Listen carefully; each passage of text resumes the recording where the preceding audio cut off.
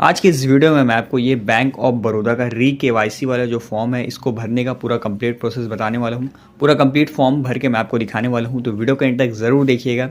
चलिए आज की इस इंटरेस्टिंग वीडियो को हम शुरू करते हैं। इंपॉर्टेंट बात, आपको जो फॉर्म फिल करना है यहाँ आपको कैपिटल लेटर में लिखना है, स्मॉल लेटर में आपको नहीं लिखना है।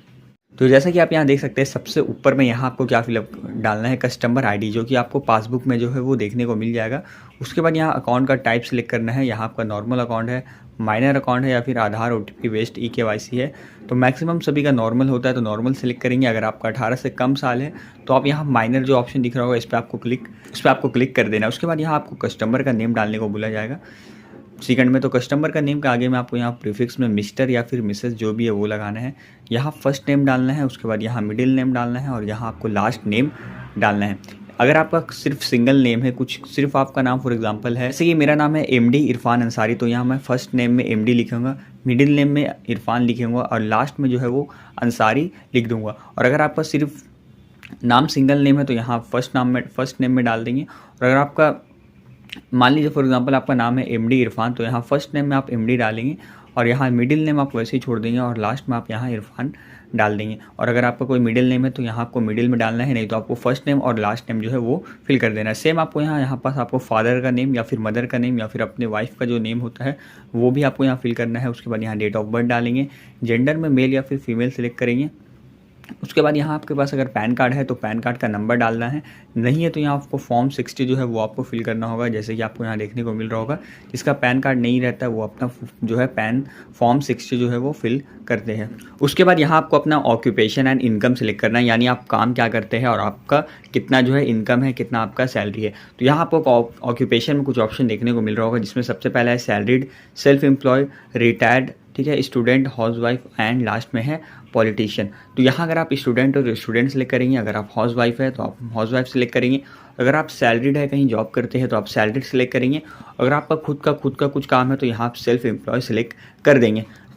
उसके बाद यहाँ आपको यही डिटेल आपको छोड़ देना है। उसके बाद यहाँ आपको टाइप्स ऑफ कंपनी, अगर आप कहीं काम करते हैं सैलरीड में है तो यहाँ आपको कंपनी आपका क्या है, पार्टनरशिप में है, पब्लिक है, प्राइवेट है, जो भी आपका है वो आप डाल देंगे।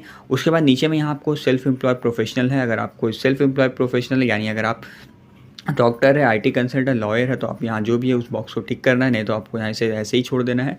उसके बाद यहाँ आपको ग्रॉस एनुअल इनकम दिख रहा होगा, यानी आपको यहाँ से सिलेक्ट करना है। अगर आप 50,000 से कम है तो आप फर्स्ट ऑप्शन सेलेक्ट करेंगे, 50,000 से 1 लाख है तो इसे टिक करेंगे। उसी हिसाब से आपका जो भी इनकम है, एनुअल इनकम, एनुअल है, ये मंथली नहीं रहता, ये एनुअल इनकम रहता है, यानी साल भर का आपका जितना भी इसमें से कमाई है वो आपको यहाँ से सिलेक्ट करना है। उसमें इसके बाद रेसिडेंस, यानी आपका खुद का घर है या फिर आप रेंट में रहते हैं, तो यहाँ अगर आपका खुद का घर है तो ओन सेलेक्ट करेंगे, नहीं तो यहाँ रेंटल सेलेक्ट करेंगे। उसके बाद यहाँ एक इंपॉर्टेंट चीज़ आपको समझना है, देखिए यहाँ नीचे permanent address and current address यानी मेलिंग एड्रेस लिखा हुआ, उससे पहले आपको इस बॉक्स को देखना है। यहाँ लिखा हुआ कि there is no change in my mailing या फिर परमानेंट एड्रेस या फिर कॉन्टैक्ट नंबर, ठीक है।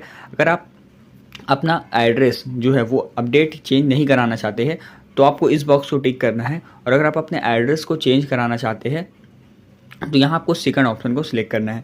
और जब आप सेकंड ऑप्शन सिलेक्ट करेंगे तो यहाँ आपको 2 ऑप्शन देखने को मिलेगा कि आप अपना डॉक्यूमेंट जो अटैच करेंगे वो मेलिंग एड्रेस के लिए या परमानेंट एड्रेस, यानी आप अपना मेलिंग एड्रेस चेंज कराना चाहते हैं या परमानेंट एड्रेस, ठीक है। मेलिंग एड्रेस को हम लोग करेंट एड्रेस से भी मेलिंग एड्रेस का मतलब होता है जहाँ आप रह रहे हैं आपका करेंट एड्रेस। तो अगर आपका दोनों एड्रेस अलग अलग है यानी आपका परमानेंट एड्रेस कुछ और है लेकिन अभी आप रह रहे कहीं और, तो फिर आपको जो है, और अगर आप अपना चेंज करना चाहते हैं, जैसे फॉर एग्जांपल कोई रेंट पे रहता है, उनका घर कहीं और है, यहाँ आके रेंट पे रह रहा है और हर बार अपना घर चेंज कर रहा है, तो उससे क्या करना पड़ता है, अपना करेंट एड्रेस बार बार यहाँ से अपडेट कराना पड़ता है, ये सेकंड वाले ऑप्शन को फिल करके। तो अगर जब आप चेंज कराना चाहते हैं तभी आपको इस बॉक्स को टिक करना है, नहीं तो आपको ऐसे ही छोड़ देना है। और अगर आप अपना परमानेंट एड्रेस जो है, उसके बाद यहाँ अपना परमानेंट एड्रेस अगर आप चेंज कराना चाहते हैं या फिर नहीं कराना है तो भी आपको इसको फिल कर देना है। कंप्लीट परमानेंट एड्रेस आप डाल देंगे। यहाँ मोबाइल नंबर भी डालना है, pin code, country code, city, state, landmark, road name, flat number, सारा कुछ आपको यहाँ फिल कर देना है।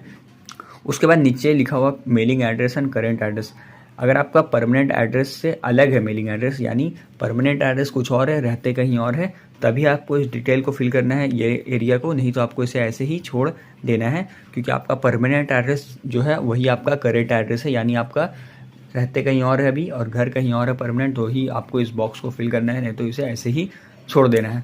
और अगर एड्रेस ये सब कुछ फिल तो करना है आपको, ठीक है, लेकिन अगर एड्रेस चेंज कराना चाहते हैं तो इसमें टिक करना है और यहाँ नया एड्रेस डालेंगे। और अगर चेंज नहीं कराना है तो जो पुराना एड्रेस है वही डालना है। मैं आपको फिर से एक बार आपको समझा दूँ कि बॉक्स को टिक करना है आपको। अगर आपको चेंज करना है तो सेकंड बॉक्स को टिक करेंगे, चेंज नहीं करना है तो फर्स्ट वाले टिक करेंगे। और अगर चेंज करना है तो नया एड्रेस डालेंगे, ठीक है, और चेंज नहीं करना है तो पुराना ही एड्रेस आपको डालना है।